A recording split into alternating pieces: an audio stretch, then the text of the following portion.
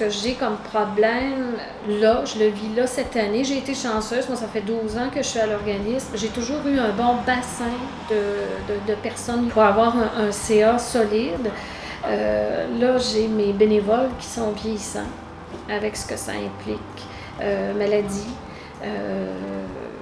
Et j'ai une nouvelle génération un peu de bénévoles qui, eux, ont des activités qui sont peut-être moins disponibles. Et là, cette année, moi, je vais être à gérer une crise là, au niveau de mon CA, ça c'est certain. Faut que je me retrouve des gens. Ce témoignage nous fait réaliser à quel point le vieillissement de la population peut aussi avoir un impact concret sur les équipes de gestion des organismes. Plusieurs centres pour aînés sont donc appelés à relever le défi de la relève. Dans cette capsule, 8 administrateurs et permanents, associés à 5 centres communautaires pour aînés, nous font part de leurs réflexions et des moyens qu'ils prennent pour favoriser non seulement la relève, mais aussi une transition gagnante du leadership. Le centre Cercovite-Sherbrooke est au cœur d'une réflexion sur ce défi. Son directeur général, Rémi Demers, nous parle des balises de leur réflexion. C'est vraiment une préoccupation importante. On a un CA dans quelques minutes et puis il y a un thème qui est la relève au conseil d'administration. Il faut voir de quelle façon on favorise l'ouverture, de quelle façon on peut orchestrer, on peut favoriser justement la venue de nouvelles personnes dans l'administration. Tout qui amène de nouvelles idées, mais qui amène aussi une cohérence avec notre développement, un respect vraiment profond de la mission. Je pense qu'il faut y aller avec une intégration, mais une intégration avec beaucoup d'ouverture. Je pense que c'est la difficulté, ça, de beaucoup d'organisations. Je pense qu'il faut être constamment à la recherche, justement, d'opportunités, d'une part, de recruter d'autres personnes au sein d'un conseil d'administration, d'une équipe de travail lorsque c'est possible, mais toujours en lien avec les valeurs de l'organisation. Les différentes idées de développement qu'il pourrait y avoir, ça, c'est pas grave. Qu'on ait des bonnes idées, là, des nouvelles idées, c'est très, très bien.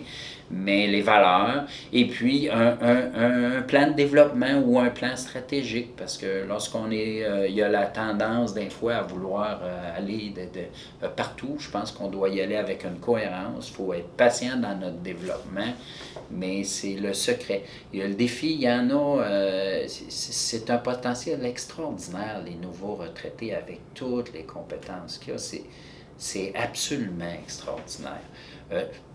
Puis en même temps, c'est menaçant. C'est menaçant pour les administrateurs en place, menaçant pour le directeur, la directrice. Ça peut être menaçant parce que tu te retrouves avec des gens qui ont plus, dans certains domaines, qui ont plus de compétences que toi. Tant mieux, mon Dieu. Plusieurs organismes valorisent l'intégration continue de 109 au sein de leur conseil d'administration en adoptant des politiques qui limitent la durée des mandats. Je pense qu'enfin, c'est terminé l'ère où on avait des chasses gardées, des conseils d'administration dinosaures avec plus de 20 ans en place, quand la personne clé part à la retraite ou n'est plus en mesure de tenir l'organisme, bien là, c'est là qu'il y a le danger. Alors qu'avec une structure bien organisée, un roulement, nous, c'est 3 mandats de 2 ans, ce qui fait que quelqu'un peut être ici jusqu'à 6 ans. Mais après ça, il faut absolument laisser la place à la relève. Ça apporte une évolution, je pense que ça c'est précieux, c'est important. Parce qu'on a assisté à beaucoup de clubs d'âge d'or, de petits organismes qui dépendaient d'une personne clé, puis quand la personne clé n'est plus là, ben ça tombe. Comme je disais tantôt, on avait un peu peur de baisser la qualité parce qu'on aurait des sièges vacants, au contraire. Dans nos règlements généraux, là, tu vas faire 6 mandats maintenant, mais ça, avant, ça n'existait pas. Ça fait juste 2 ans. Pas 6 mandats, je m'excuse. C'est 6 années au niveau du conseil, donc c'est 3 mandats de 2 ans. Ce qu'on voulait aussi, c'est s'assurer qu'on n'ait pas toujours les mêmes personnes, qu'il y ait un roulement aussi. Permettre aussi d'aller chercher des expériences, des fois particulières. Là, ce qu'on est en ce moment, c'est vraiment aller chercher des gens au niveau du conseil d'administration qui ont une expérience là, professionnelle particulière, soit qui ont une force au niveau de la comptabilité, soit qui ont une force au niveau des communications, vraiment cibler les personnes dont on a besoin. À Sorel-Tracy, le centre, au fil des ans, ne limite que les mandats du président, une durée maximale de 4 ans. Cette disposition semble suffire à encourager les membres du conseil à repérer de la relève. Les nouveaux arrivés au conseil d'administration, ça vient souvent, là, disons, du conseil d'administration présent. Autrement dit, on suscite des candidatures, là, disons, à partir des gens qu'on connaît dans nos activités ici. C'est aller voir fonctionner dans le centre actuellement. Je pense que les gens, ça ne sera pas quelqu'un qui va venir de l'extérieur, ça va être quelqu'un qui vient du centre.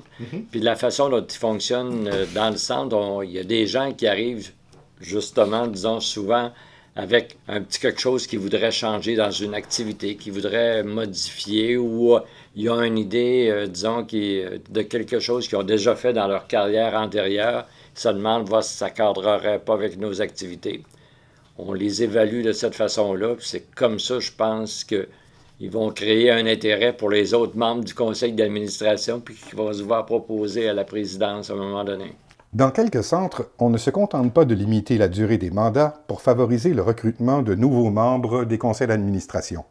On s'intéresse aussi à la qualité des nouvelles candidatures au poste d'administrateur. Formulaires et même entrevues préalables sont utilisés pour recruter, puis pour aider les candidats à bien cerner leur motivation et à mieux préciser ce qu'ils proposent d'apporter à la gestion de l'organisme. Les directrices du GRAV de Vaudreuil-Soulanges et du Rendez-vous des aînés de Laval nous parlent de ces approches. Là, on a un formulaire maintenant, je dis c'est nouveau, alors ils remplissent en précisant pourquoi ils veulent faire partie du conseil d'administration, leurs valeurs, et on évalue, on a un comité de sélection des candidats, on évalue les demandes, on les rencontre. On peut demander à les rencontrer. Moi, je dis toujours aux membres de mon CA, il faut que je fasse attention, oui, j'ai besoin d'une relève dans mon CA, mais il faut que je fasse attention, c'est pas simplement à moi d'assurer cette relève-là. Mes administrateurs ont une responsabilité aussi de le faire, parce que moi, au niveau éthique, je fasse attention de ne pas amener à dire que je vais me faire un CA, que je vais pouvoir, je vais dire, un petit peu diriger comme je veux. C'est pas ma volonté. Nous, on fait passer des entrevues. Maintenant, ne se présente pas au conseil d'administration qui veut. Ce que ça a fait, c'est que ça a donné des conseils d'administration plus forts, plus articulés. Et je ne parlerai pas ici des notions de cœur. Là. Les conseils d'administration d'il y a 20 ans avaient autant de cœur que les conseils d'administration d'aujourd'hui. Mais au niveau de la culture, de l'expertise, je remarque que c'est de plus en plus présent. Les personnes sont plus informées, sont capables de prendre des décisions éclairées. Et justement, quand on a commencé ça, à vouloir avoir des entrevues et ne pas laisser quiconque se présenter juste parce qu'on a un fauteuil à combler, là. On a dit, peut-être qu'on s'embarque dans quelque chose puis qu'on va manquer de membres de conseil d'administration, mais pas du tout. Parce que inversement, du côté du bénévole articulé, cultivé, qui a le goût de s'impliquer, bien lui aussi, il veut quelque chose qui bouge, qui évolue, qui est proactif, dont les idées vont être novatrices. Bien entendu, ces pratiques ne visent qu'à susciter des bonnes candidatures, mais c'est toujours l'Assemblée générale annuelle qui fait le choix final par élection. Pour faciliter l'intégration des nouveaux membres dans leur conseil, plusieurs organismes ont développé un cahier de référence pour leurs administrateurs. Chez nous, le conseil d'administration savent comment se comporter, ils connaissent leur rôle parce que ils ont un cahier quand ils arrivent au conseil d'administration qui va définir leurs tâches puis où est-ce qu'ils vont être enseignés sur ce qu'il y a à faire.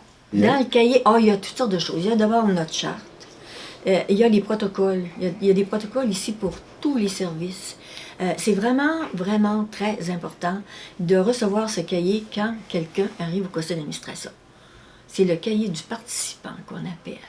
Et dans ce cahier, il y a les rôles qui sont dévolus aux gens qui siègent au conseil d'administration et à la direction. Et nous, on a mis sur pied un cahier là, pour les administrateurs qui définit les rôles de chacun, le rôle d'un administrateur, puis après ça, le rôle, dépendamment de l'exécutif, que ce soit le président, vice-président, trésorier ou secrétaire, là, qui donne les limites.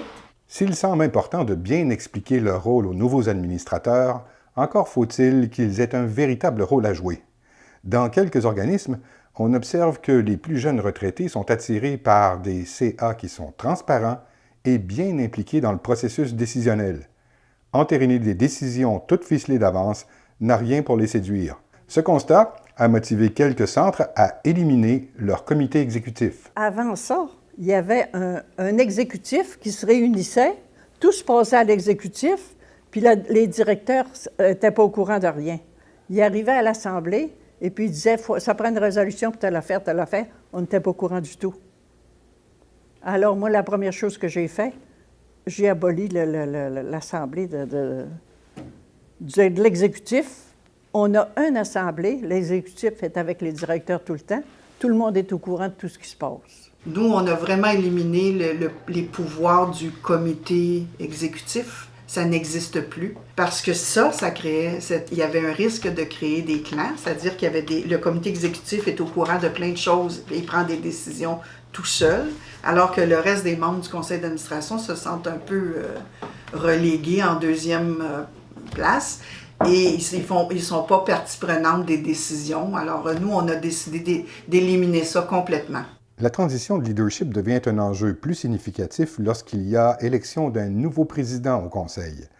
La plupart des organismes consultés estiment important d'avoir siégé un certain temps au conseil d'administration avant d'accéder à sa présidence. Ça fait tout de même 8 ans que je siège chez le conseil d'administration.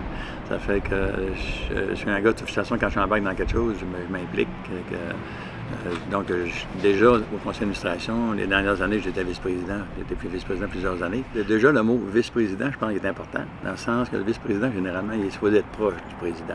Ça fait que si déjà là, le président s'approprie un peu ou va travailler avec le vice-président, c'est évident que la présidence se fait, la transition se fait plus facilement. Mais c'est important que la personne soit là depuis quelques années pour être capable de prendre la relève du président qui est en place, c'est sûr. Jacques Després est président du Conseil du Grand Rassemblement des aînés de Vaudreuil et de Soulanges depuis 2 ans. Il affirme que le soutien de la présidente sortante l'a aidé à bien apprivoiser son nouveau rôle. Ça n'a pas été compliqué parce que la dame qui était présidente, ça faisait 7 ans qu'elle faisait ça. Elle a resté comme administrateur. Ça m'a aidé, oui, parce que j'avais quelqu'un pour... j'arrivais comme président d'un CA, j'ai jamais fait ça. J'en ai fait des réunions, mais être président d'un CA, je ne connaissais pas. Fait que la dame, elle m'a aidé, elle m'a donné des petits conseils. Mais quand on lui demande quelle est sa principale recommandation pour assurer une bonne transition à la présidence, M. Després évoque spontanément une formation d'une demi-journée que lui et les membres de son conseil ont reçue récemment. On a suivi un cours. Comment gérer un conseil d'administration, parce que on trouvait qu'avec Marie-Christine, la directrice, on trouvait que le conseil d'administration était un peu désorganisé, si tu veux. On revenait souvent des fois sur des propos en arrière. Fait que qu'est-ce qu'on a fait, c'est qu'on a suivi ce cours-là. Puis maintenant, ça va très bien. Puis ça prenait un peu plus de temps avant qu'on suive le cours, parce que le monde, il voulait tout donner. Puis des fois, on s'écartait du sujet. Fait que maintenant, c'est moi qui gère, parce qu'avant ça, c'était Marie-Christine qui gérait le débat. Mais là, maintenant, c'est moi qui ai pris la place, parce que quand on a suivi le cours, on nous a dit, non, c'est le président qui est supposé de... Là, je donne un petit coup de marteau sur la table. Dans un comité d'administration, tu as plusieurs personnes qui n'ont pas toutes le même caractère. Il y en a qui sont plus gênés, il y en a qui sont plus verbales, il y en a d'autres qui parlent moins. Fait que, qu'est-ce qu'on fait? Qu'est-ce qu'ils nous ont suggéré de faire? C'est que quelqu'un qui ne parle pas, c'est d'y poser des questions pour avoir son feedback. C'est pas juste de dire, bon, t'es président, puis c'est toi qui décides tout. Faut que tu aies aussi une bonne relation avec les gens. Puis tu peux donner ton idée, mais si la tienne, si ça marche pas, il y en a sur 7, s'il y en a 5 qui n'ont pas la même idée que toi, ben, peut-être que je suis pas dans le bon droit. Je sais, des fois, c'est difficile quand tu es à la tête, là, de dire, bon, ben là, peut-être que je suis dans le champ, c'est pas la bonne idée, peut-être que je vais prendre l'idée des autres, là, t'sais. Ben c'est ça, c'est de participer tout le monde, puis de prendre les meilleures décisions possibles. Pour nous, là, c'était une bonne chose. Pas que le conseil avant était pas bien fait, mais ça nous a placé chacun à sa place. Ça nous a comme aidé à clarifier nos présentations, puis à clarifier nos meetings, puis à la bonne marche de nos réunions. Tout le monde on dit « Hey, c'est le fun parce qu'avant ça, on finissait à 12h30, 1h, puis maintenant, 11h30, midi moins quart, on a fini. » Fait qu'on a gagné 3 quarts d'heure sur le temps. Nos interlocuteurs sont conscients qu'un autre défi se présentera à plusieurs centres communautaires pour aînés, celui de la relève et de la transition du leadership opérationnel. Quelques directeurs ou directrices générales songeront bientôt à des retraites bien méritées. La documentation des procédures et la transparence des informations partagées avec le conseil d'administration contribueront à des transitions harmonieuses. Dans les plus gros centres, la prospection d'intérêt parmi les autres employés pourra aussi faciliter la relève. Lorsque les budgets le permettent, l'embauche d'un ou d'une directrice générale adjointe semble une avenue intéressante pour favoriser la stabilité et la continuité. Au Centre des aînés de Jonquière, on a même exploité cette avenue en conservant les services de l'ancienne directrice générale dans un rôle de DG adjointe à temps partiel, ce qui lui permet d'épauler la nouvelle directrice générale et d'assurer un transfert plus graduel de responsabilité et de connaissances. Encore une fois, nous tenons à rappeler que cette série sur les défis de l'action communautaire pour aînés au Québec n'a pas la prétention de proposer des pratiques exemplaires que tout organisme devrait adopter. Nous souhaitons simplement que les témoignages présentés dans cette capsule puissent offrir certaines pistes ou sources d'inspiration aux centres communautaires qui feraient face à un défi de relève et de transition de leadership au sein de leur conseil d'administration.